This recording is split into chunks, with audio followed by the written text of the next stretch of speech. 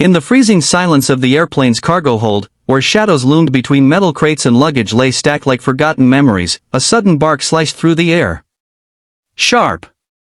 Urgent. Desperate. A German shepherd, trained and disciplined, suddenly abandoned all protocol, leaping forward with a growl so primal it made two cargo workers freeze in place. His target wasn't a suspicious suitcase or a box labeled hazardous. It was a baby crib. A soft pink baby crib. Tucked neatly between bags, unnoticed and unbothered. In a blur of motion, the Sniffer dog tore into it, clawing, biting, shredding the delicate cloth with purpose. And what he exposed beneath that torn fabric would send a shiver down the spine of every person who witnessed it. Not a weapon. Not drugs. But something far more haunting. Something alive. Hours earlier, that same crib had passed security like any other item of oversized luggage. The woman who checked it in was unremarkable to the staff. Pale, quiet, mid-30s. She moved like someone carrying more than just a bag. Her name was Miriam. In her arms, a folded travel crib and a single boarding pass. Her face was blank, her eyes hollow, like someone who hadn't slept properly in months. Her steps were slow, almost hesitant, like each movement required conscious effort. No one noticed how tightly she clutched the crib as it rolled down the conveyor. No one knew that inside it once slept the most important thing she ever loved. Miriam had once been a mother. Her daughter, Lena, came into this world too early, small, delicate, full of light. But Lena's time here was short. A rare neurological disease stole her laughter, her strength, her breath. Miriam watched helplessly as her child withered in hospital rooms that smelled of antiseptic and sorrow. When Lena passed, Miriam's world shattered in silence. Her husband drifted away, consumed by his own grief, until one day he simply packed a bag and left.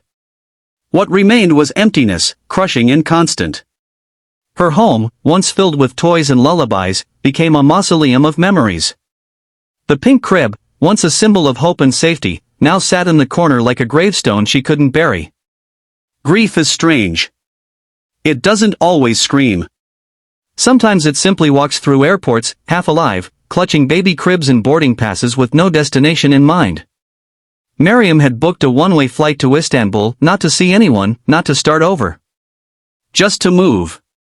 To escape the house that echoed with her child's absence.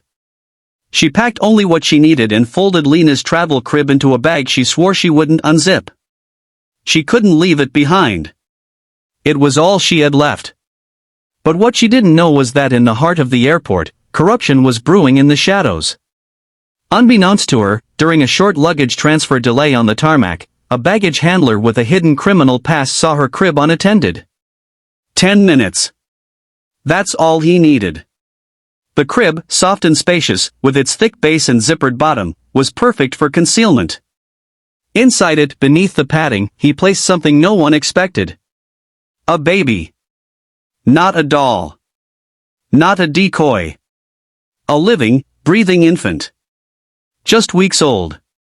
Then he sealed it shut, stacked it back with the others, and disappeared into the background of routine. At that same airport, across the terminal, a different story was preparing to collide with Miriam's. Rex, the German shepherd, stood tall beside his handler, Officer Glenn Townsend. Once a rescue dog pulled from a brutal underground fighting ring, Rex had been nearly destroyed, body torn, spirit shattered. He was supposed to be put down. Aggressive. Unfit. Beyond saving. But Glenn saw something else. He took Rex home, worked with him slowly, gently, refusing to give up. It took months, but piece by piece, Rex learned to trust again. What followed was a transformation that no one expected. Rex didn't just recover. He excelled.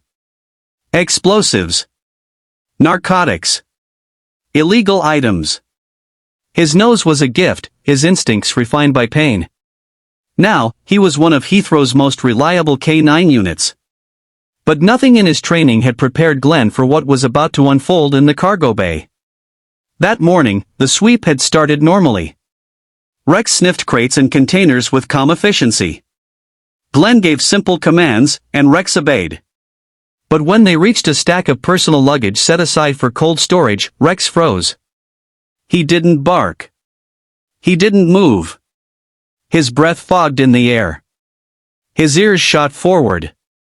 Then came a sound Glenn had only heard a handful of times in his career, a sharp, frantic bark filled with urgency. Rex bolted before Glenn could stop him, claws skidding against the cold metal floor.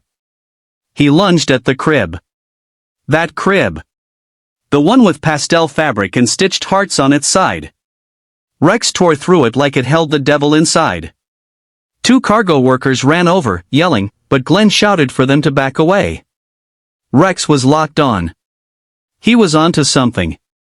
Within seconds, the dog had shredded through the cloth, and the workers froze when they saw what was underneath. Wrapped in a baby blanket, lips tinted blue, was a tiny infant. Barely moving. Weak whimpering sounds escaped its mouth, so faint they sounded more like air than cries.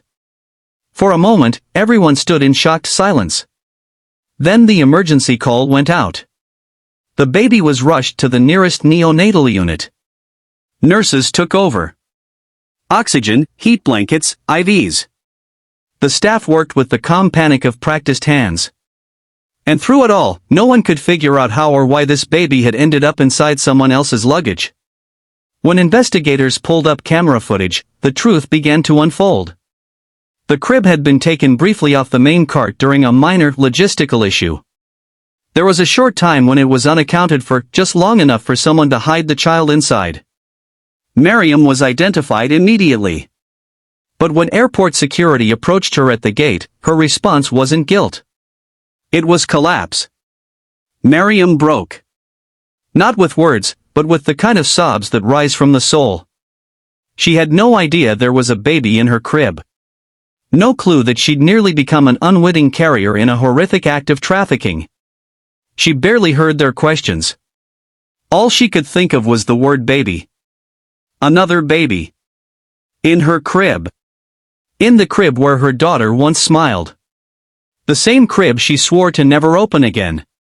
The universe, it seemed, had decided to speak. Once cleared of wrongdoing, Miriam asked to see the baby. The request was unusual, but the hospital agreed under strict supervision. She entered the room with trembling hands, expecting nothing. But when she saw him, so small, so helpless, wrapped in blankets under a web of tubes, something inside her stirred for the first time in months. He wasn't her daughter. But he was here. Alive. And alone.